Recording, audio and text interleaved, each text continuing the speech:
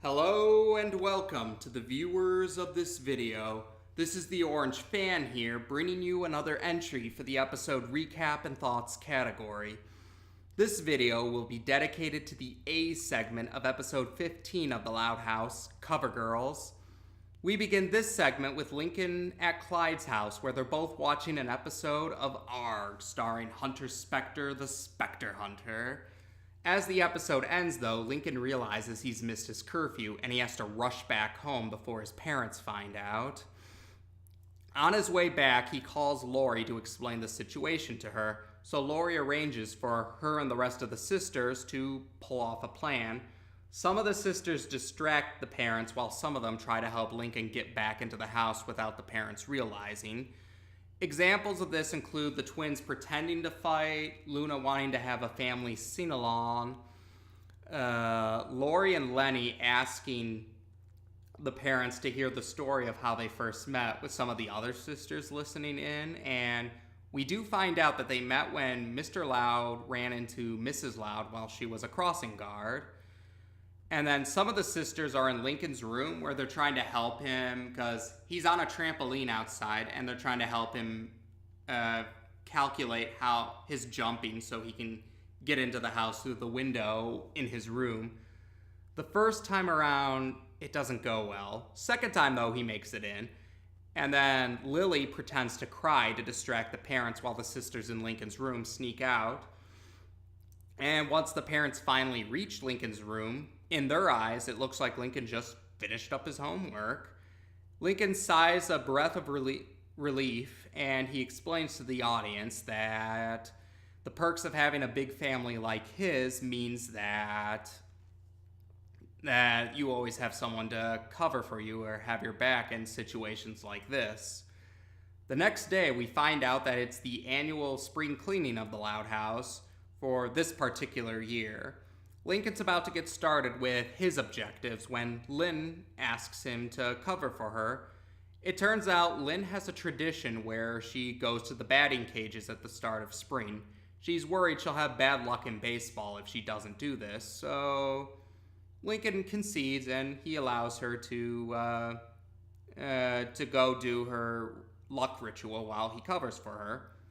After that, though, Lori approaches Lincoln and wants him to cover not just for her, but Lily as well. It turns out Lori is going on another date with Bobby, but she's bringing Lily along with her because she wants to see how Bobby is around babies for future reference. Lincoln doesn't quite understand what Lori's getting at, but he agrees to cover for her and Lily nonetheless. While that's happening, the parents actually call out to Lori to check on Lily, so Lincoln has to imitate Lori and Lily's voices and make it sound like that Lori and Lily are still here.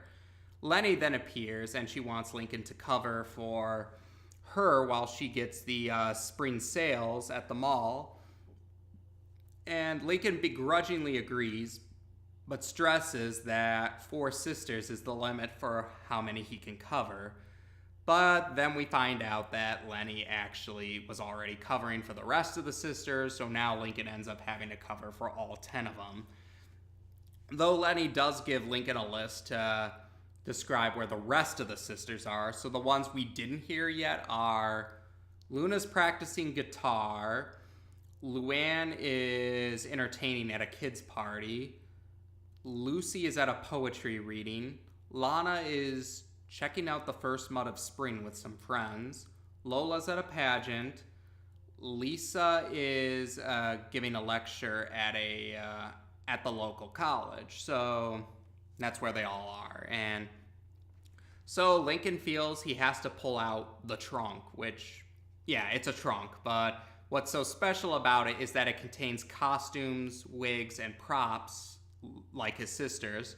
Apparently, Lincoln has had to impersonate his sisters in the past, so it's for situations like this. So we do see Lincoln impersonating the sisters and trying to get the spring cleaning done at once to make sure that the parents don't catch on. And then, soon enough though, the parents actually tell the kids it's okay for them to take a break now because their grandpa, who they affectionately call Pop Pop, is on video chat and he wants to talk to them. So Lincoln, as himself again, comes down to the computer, and there he is. There's Pop Pop, voiced by Fred Willard. Lincoln and Pop Pop make some nice small talk about how they both share white hair in common with each other. And Lincoln says that the sisters asked him to be the representative for them because of the spring cleaning. And Pop Pop mentions that spring puts him in a mood for a song, so he asks if Lincoln can get Luna so she can play a song. It's here where Lincoln sends out an SOS text to all his sisters, informing them that they gotta come back to the house because of these circumstances. We then see a split screen of all the sisters in their different areas. They receive the text and they're on their way back. While this is happening, Lincoln first he impersonates Luna for the song, then he impersonates Luann to tell a joke, and then he manages to impersonate both the twins. He's wearing a costume where half of it is Lana, the other half is Lola. And what happens is he's facing the camera for the video chat on one side where it looks like it's Lana. Then when he ducks down and comes back up, he's facing the opposite side so it looks like it's Lola to make it look like the two are arguing with each other. And then when that's done though, Luna and Lana return, and since they have already spoken to Pop Pop, or rather Lincoln impersonated them already, he has them impersonate other sisters that Pop Pop hasn't seen yet. Then we get a whole montage where eventually all the sisters have returned, but they're all impersonating one another or Lincoln, all because everything's all jumbled up. And eventually though, Pop Pop wants to say goodbye to all 11 of them at once. So they all come down and they're all impersonating a different sibling. At this point in time, Lincoln is impersonating Lily. Lori is impersonating Lincoln. Lenny is impersonating Lana. Luna is impersonating Lynn. Luann is impersonating Lucy. Lynn is impersonating Lisa. Lucy is impersonating Lola. Lana is impersonating Lenny. Lola is impersonating Luna. Lisa is impersonating Luann. And Lily is impersonating Lori. Boy, that was a mouthful to say. And they say goodbye to Pop Pop. Then we find out Pop Pop doesn't have the best of vision, and he says to himself that he needs to find his glasses next time, only for the audience to see that his glasses are on a chain that's hanged around his neck. But as the siblings all sigh a breath of relief, the parents do catch them all impersonating each other, and they demand an explanation. The siblings confess they all had plans already that they wanted to do, but they assured him they still intended to do their spring cleaning once they finished, and they try to concede that it was great how they all worked together as a team. The parents do acknowledge that was good, but they don't like being deceived, so they come up with a very unusual punishment. They'll actually postpone the spring cleaning until the next day, but they force their children, the 11 loud siblings, are forced to attend their activities in the outfits that they're currently in, so they have to go while impersonating one of their other siblings. So then we see a montage of all the sisters at their various activities and how it's not going quite as well because of them in the outfits of their other siblings. And amusingly enough, we do see at Lori's date with Bobby, with Lily along, Bobby actually does think that Lily is Lori since she's impersonating Lori. And otherwise, Lincoln says his plans were just to watch Ark with Clyde in his house, so he thinks he has nothing to worry about. But the segment ends revealing that Clyde actually thought it would be a good idea to invite all the class over, and he unintentionally exposed Lincoln to some embarrassment, and that's where we end the segment. Now, the funny thing was, this was actually the segment for For a good chunk of my relatives and for a family friend, this was actually the first segment that I showed them of the Loud House, and it definitely gave them a good first impression of the show. They actually really enjoyed the show after watching it, and yeah, I think this was a really fun segment overall. And part of that is, well, we actually got to meet more of the extended family members of the Loud family. In this case, the grandpa, Pop. Now, this segment doesn't reveal his name, and this segment doesn't reveal which grandpa he is. We don't know, in this segment alone, they don't say if he's the paternal grandpa or the maternal grandpa. That and his first name, at least, do end up being revealed in a later segment, the next time Pop shows up, in fact. So we'll bring up his name and which grandpa he is once we cover his next appearance. So keep that in the back of your mind. So we'll be going back to that later on.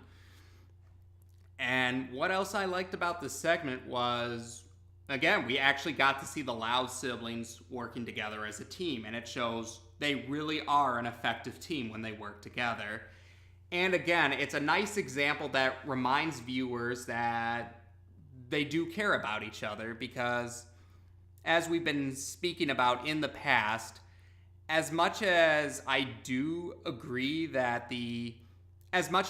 feel that sometimes the Loud sisters have gotten away with some questionable actions or never really had to pay the price for certain things they've done, I do think that at the same time, I believe that they do tend to get a worse reputation than they really deserve, because while I do think the Loud sisters have gotten away with some questionable things, I don't think they're personified evil, and I do think it's dishonest how some people act like they have no redeeming qualities to them whatsoever.